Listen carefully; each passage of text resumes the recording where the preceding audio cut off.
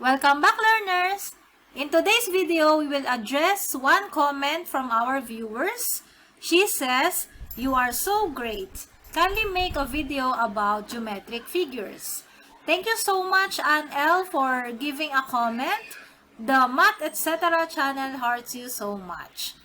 And to all who are watching, kindly click subscribe to learn more. Thank you! There are many topics about geometric figures, but in this video, we are going to focus on parallel, intersecting, and perpendicular lines. To start, these lines are coplanar. It means that they lie on the same plane.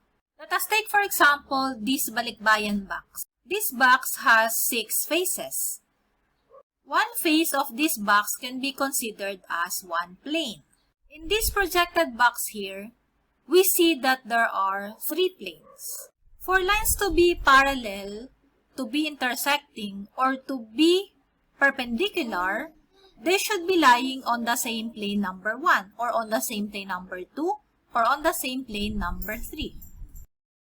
Each plane contains many points, a lot of points. If you ask how many, infinitely many points. It is actually impossible to count how many points a plane contains. Actually, a plane itself, this plane that you see here, is not limited to this. Imagine this plane extending on every direction. In geometry, a point is named using a capital letter. For example, this point here is named point A. This point here is named point B. This is point C, point D, point E, and so on. We only need 2 points to form a line. And since points are named using a capital letter, then a line is named using 2 capital letters, using the names of the points that determine that line. So, in this example, we name this line, line AB. Take note of the symbol used for line. How many lines do you think can a plane contain? You guessed it. Of course, there are infinitely many lines on one plane. It is impossible to count how many they are. Lines that are not on the same plane are called skew lines. For example, this blue line, which we named AB earlier, and this line, let us name this line CD. These 2 lines, AB and CD, are skew lines because they are on different planes. Just like this white line here and this blue line here, they are also skew lines. This yellow one and this pink one, the 2 of them are skew lines because they are on different planes. And we say that skew lines are non-coplanar.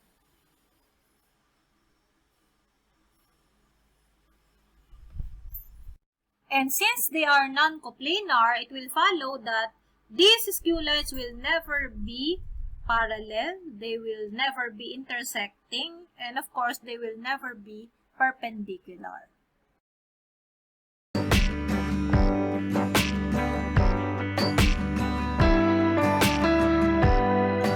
Parallel lines are coplanar lines that will never meet. So in this figure, we have here 3 pairs of parallel lines. On this same plane, we have the first pair and the second pair.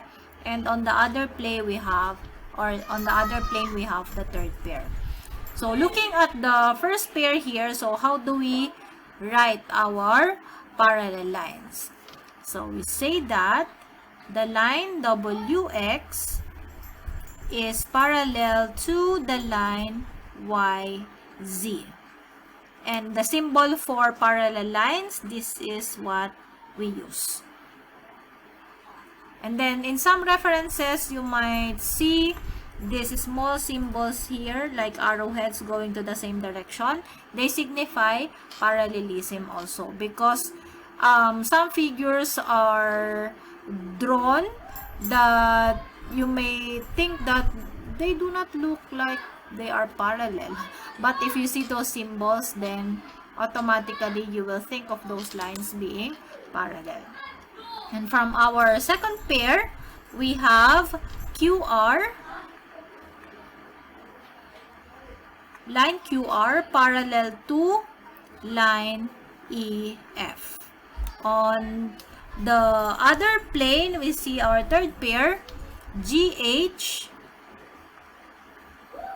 parallel to JK. Intersecting lines are coplanar lines that cross each other at a single point. Just like here in this example, let's see, where are the intersecting lines? So, suppose this line EF and this line, the orange one, let us name it as line MN. So we see that they are intersecting at a certain point, which we can also name as, for example, point O. So we see that line EF and line MN are intersecting at the single point O. So these two lines are intersecting. They cross each other at a single point. And then here, our line WX, the purple one, it does not seem to intersect the blue one, right? But since lines are actually extending on both sides, then let us imagine this extending and the purple one also extending, then they are intersecting lines. Okay, so lines that are actually not parallel but are on the same plane are intersecting.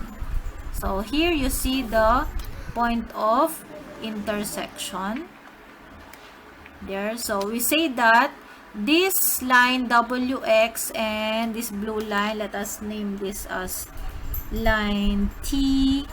Yeah, these two lines WX and TU are also intersecting lines. And another pair, you see the yellow line here. If we extend it, then it will intersect line JK, the black one, right?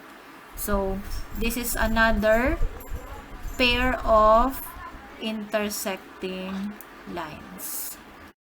Perpendicular lines are, we can say they are special kinds of intersecting lines that cross each other at a single point and forms a right angle. So that's what makes perpendicular lines a special kind of intersecting lines, because they form a right angle.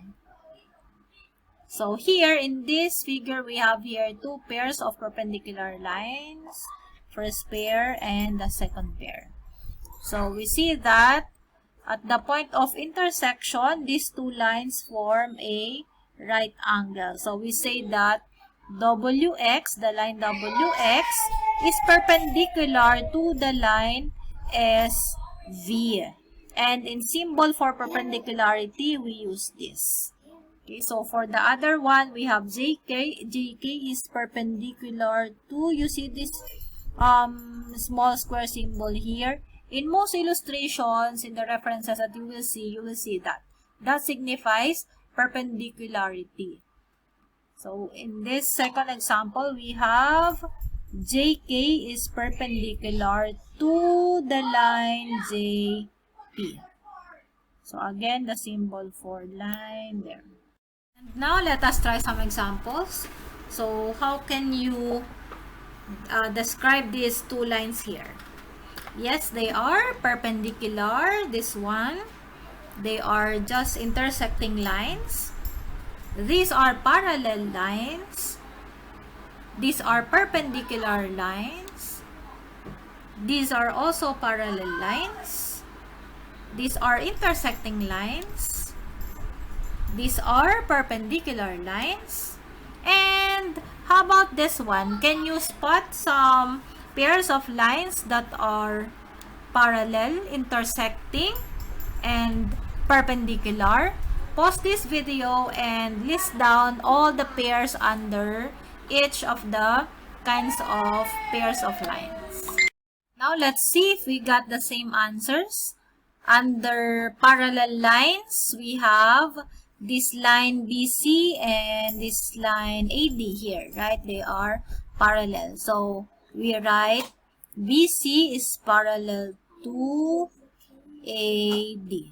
Another pair of parallel lines are CD and EF, right? We see that they are parallel. We have CD parallel to EF. And then under intersecting, of course, we will not write the perpendicular ones under intersecting. Those perpendicular ones are special kinds of intersecting, right? So under intersecting, we can consider this and this, right? So we say that BC and CD are intersecting. Another pair could be BC and EF, right? So we have BC and EF. And then another pair could be, let's have a different color. BC, no, not that one, maybe this AD. So AD and CD are also intersecting. So we have BC and CD. Then another pair of intersecting could be AD again and EF. Right? So we have AD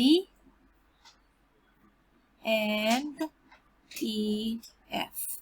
And under perpendicular, we have, you see this mark here, those signifies, or those marks signify perpendicularity.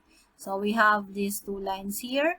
We have line BC, use the symbol for perpendicular. Yeah. So line BC is perpendicular to line BA. And then another, we have AD